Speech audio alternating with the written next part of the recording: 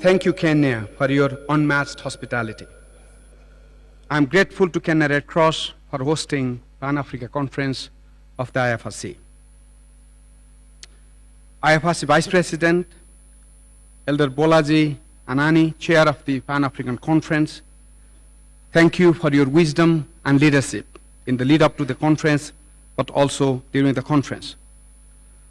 I also want to recognize a number of colleagues, leaders who are present here today. Of course, our Vice President from Europe, Natia, Governor Kodi, and Secretary General Idris of Kenya Red Cross for being such an amazing host, amazing hospitality, and for your kindness. All the IFRC Governing Board members, you just heard Rami, of course, just before this session. All our commission and committee chairs of the IFRC, including, of course, Kate Forbes and Christina, I see, and I'm sure there are many other leaders here in the room. The standing commission members, all the members of the African Governance Group, the Vice President of the ICRC, my friend Gilles. I think I'm very proud that the IFRC continues in our very proud tradition of inviting ICRC in all our statutory meetings, because we believe that by working together, we become a strong Red Cross Red Crescent movement. That's why we always invite ICRC colleagues in our statutory meetings. Of course, all the national society and youth leaders. I would also like to make a special mention of our Glow Red champions, who I know have been working very, very hard to develop the women leadership in our organization, so we have a much better and inclusive leadership of our federation.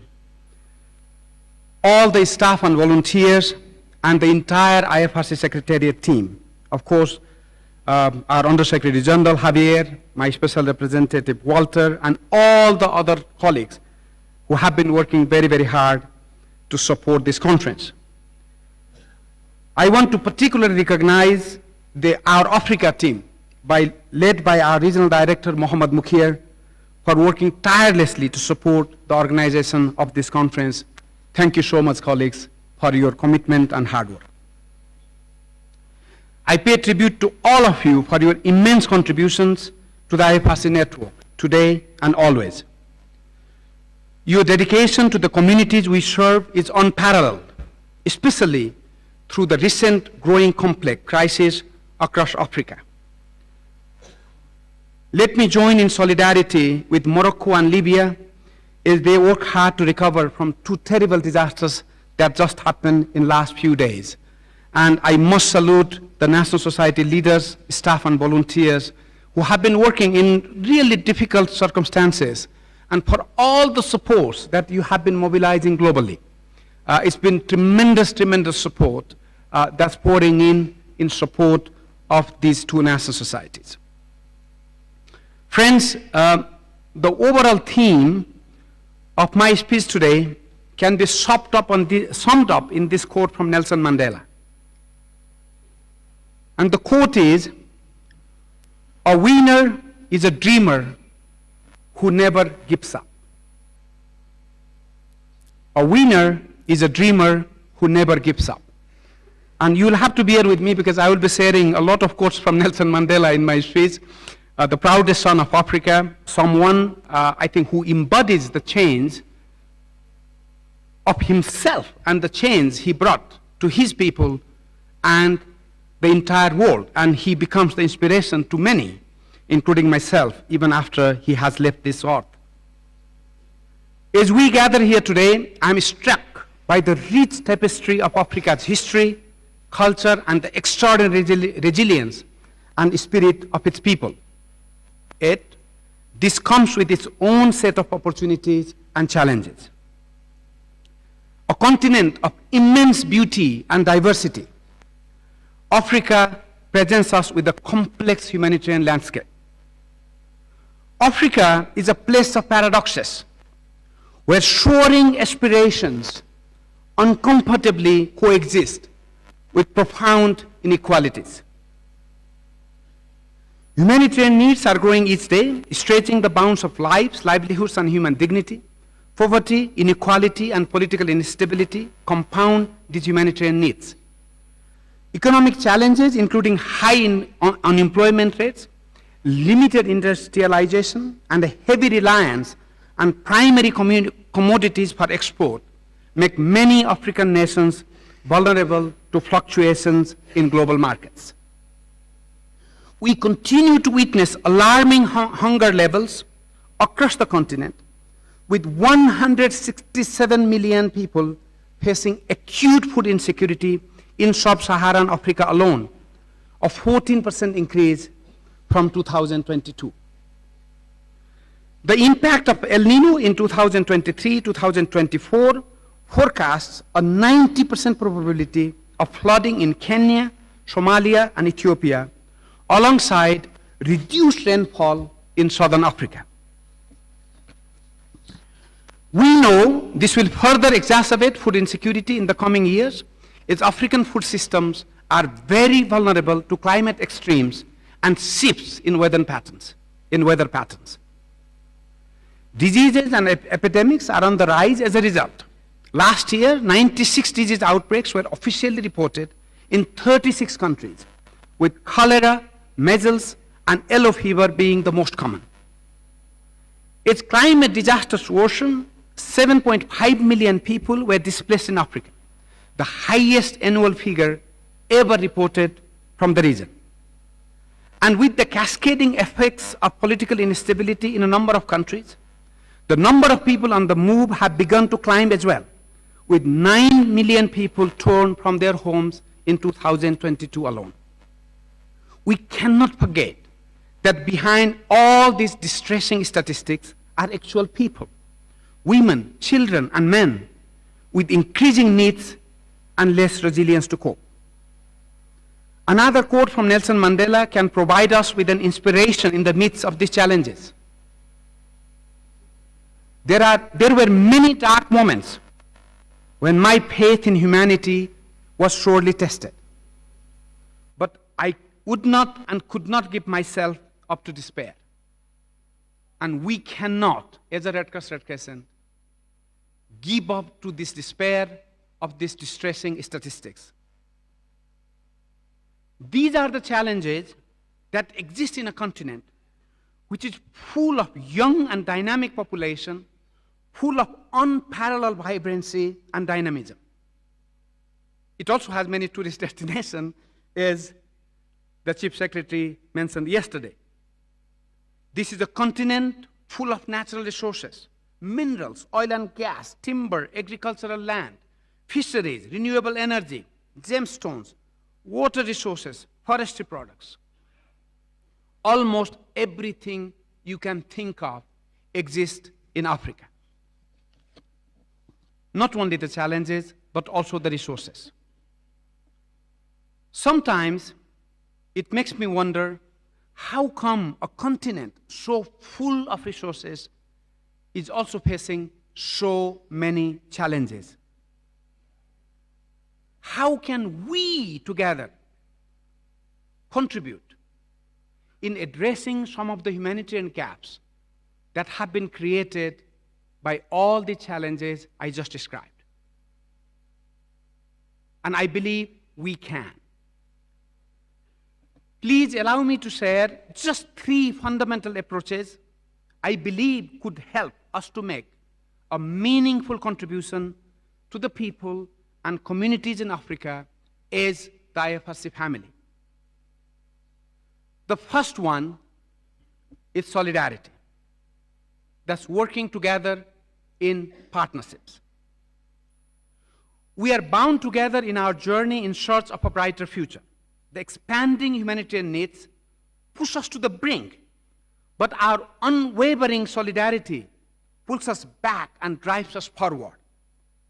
Solidarity and commitment to our Strategy 2030 and the Agenda for Renewal allows us to respond to multiple crises and disasters, build community resilience, and strengthen localization in the region.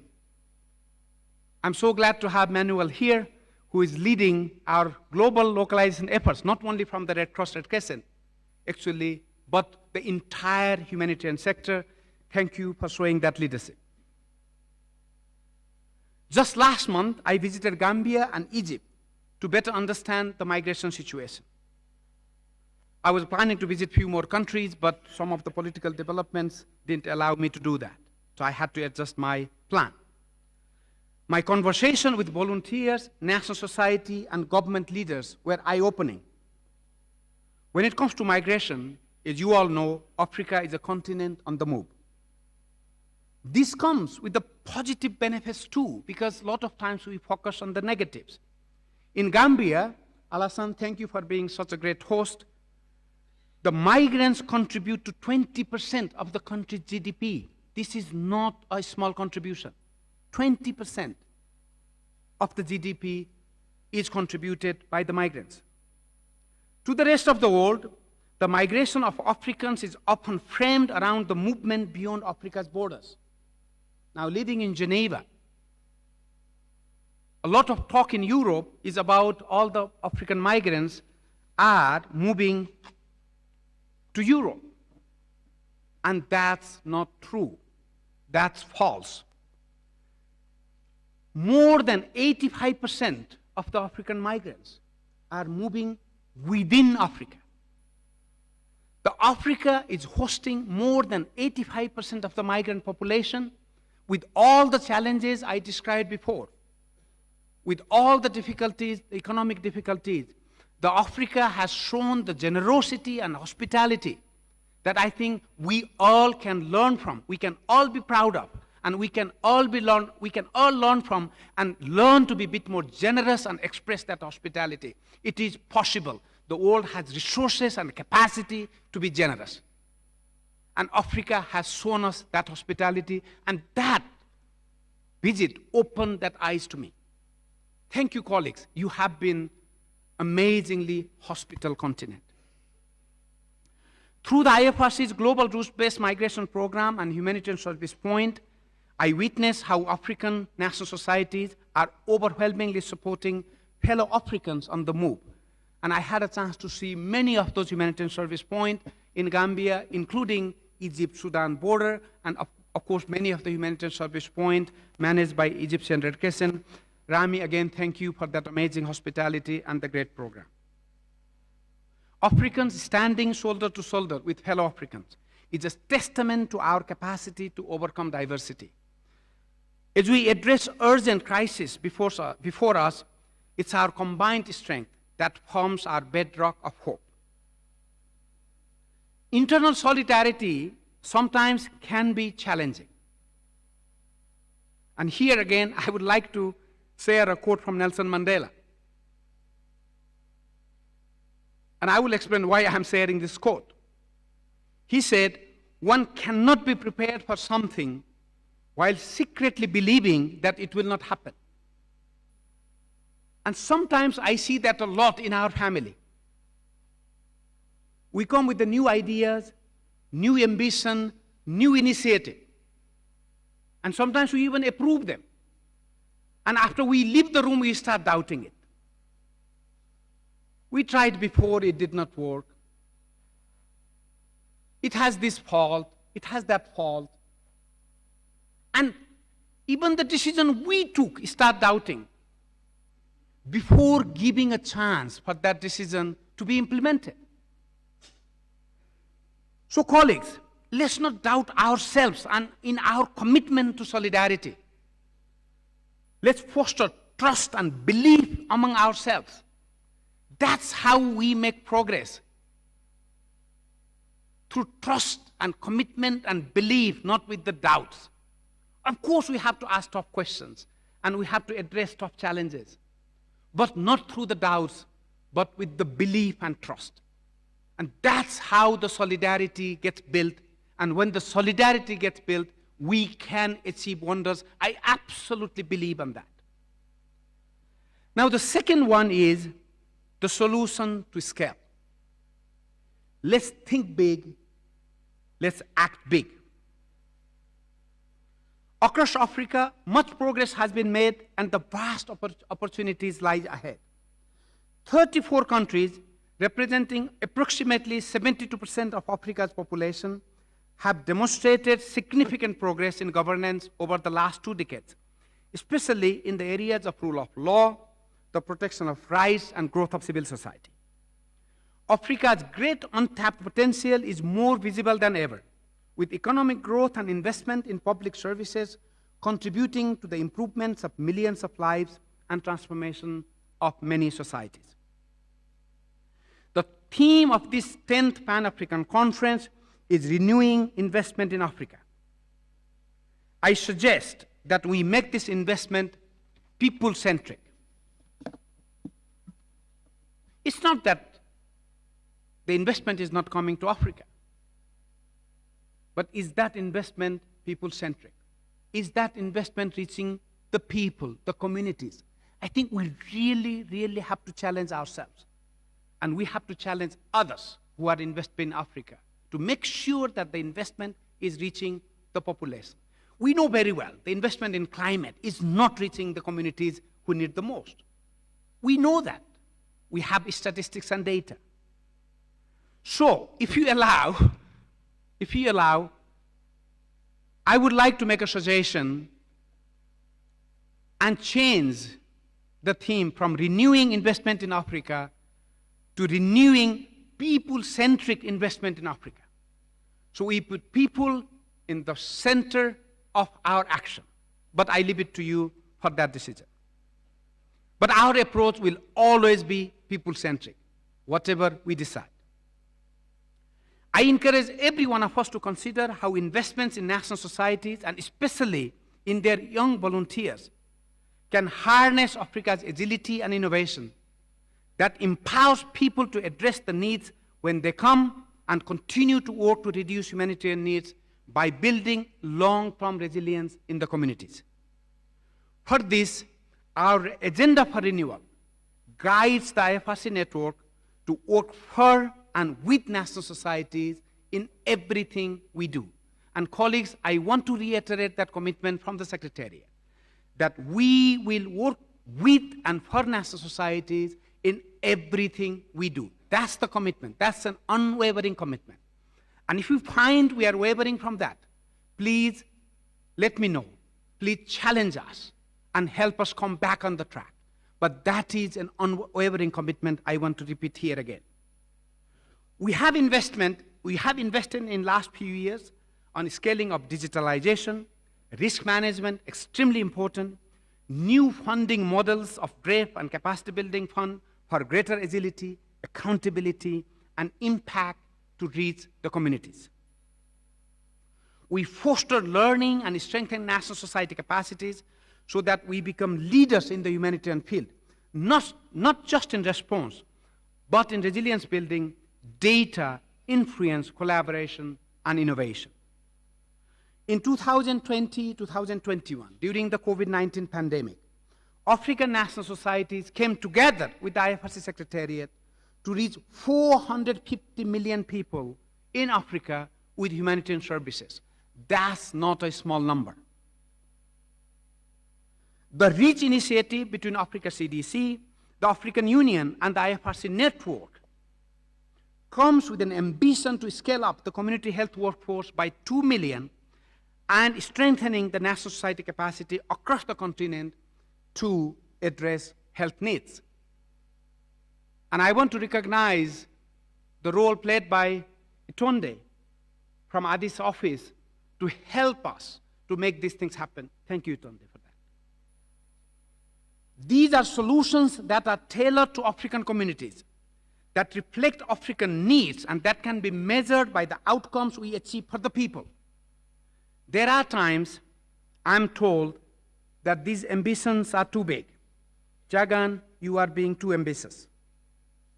Again, I would like to quote Mandela here. He said, "There is no passion to be found playing small, in settling for a life that is less than the one you are capable of living." Colleagues, let's not play small. Let's think big, let's act big, because that's what is needed now in Africa. Not for us, but for the people and communities in Africa. And as long as I'm your Secretary General, I will continue to push to think big and to act big. So please get used to that. I listen a lot, but I will not listen on this one. I will not change. Third is leadership. The leadership involves listening, learning, and leading. We got to listen first. And I know at times it's not easy. We are under pressure. We have to act fast. We have to take tough decisions. But I think as leaders, it's extremely important that we listen. When we listen, we learn. When we learn, we become more effective leaders. Our humanitarian action must make a positive difference in people's lives. In this era of fast-paced change and shifting political divides, our leadership has never been more crucial. Leadership to partner with others along equal and mutually reinforcing terms. Equal and mutually respectful. I think this is extremely important, that mutual respect in our partnerships. We must stop accepting to be the cheap labor for the organizations. They come and use the national society resources as a cheap labor. Do not empower them. Do not invest in their capacity strengthening.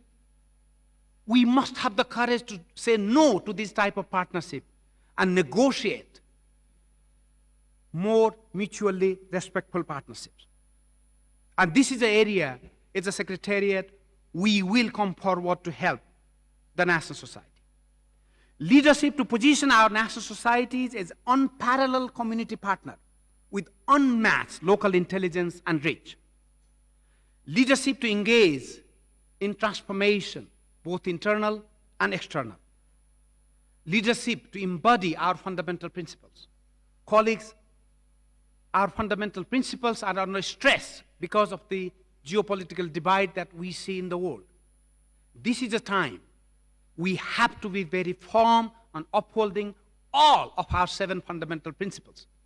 We cannot pick and choose one principle over the others. They come in a package, and we have to uphold all of them in a package. And we have a big role to play as we come to the international conference next year, that unity of the Red Cross Red Crescent movement, when there is a political divide among the governments that could come to international conference. But as a movement, we have to go with that unity of upholding our fundamental principles.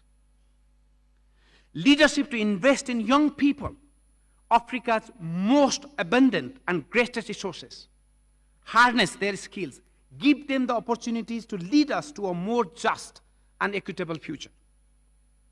Leadership to build trust, internally and externally. To be bold at communicating good news as well as challenges. To bring about collective energy and hope. Leadership that doesn't accept business as usual.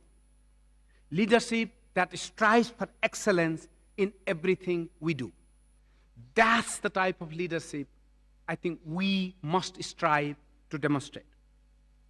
Of course, as leaders, there will be ups and downs, but we will persist. As Mandela said, the greatest glory in living lies not in never falling, but in rising every time we fall.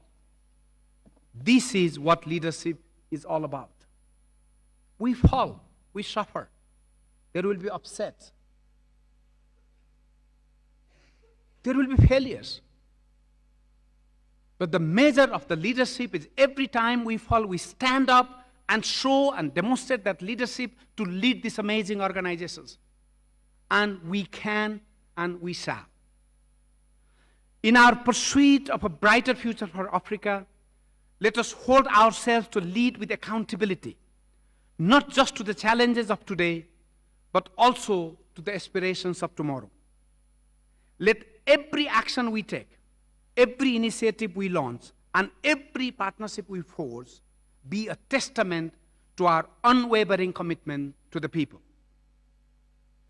I wish you a very productive Pan-African conference. Unfortunately, I will have to leave this evening to New York to attend the United Nations General Assembly. But I absolutely wish you continuing productive conference. And I would like to conclude by sharing a final quote from Nelson Mandela. He said, I think that was just after he was released from prison. He said, one of the things I learned when I was negotiating, that until I changed myself, I could not change others. One of the things I learned when I was negotiating, that until I changed myself, I could not change others. And that's, I think, a very fundamental message from a leader like Nelson Mandela. That we got to have the courage to look into ourselves and have the courage to change ourselves. And once that happens, we have the ability and credibility to change the others. That brings about the positive change in the world. Let this conference give us the inspiration to be the real agent of change for the people of Africa. Colleagues and friends, I go back to the first quote. A winner is a dreamer who never gives up. Let's be those winners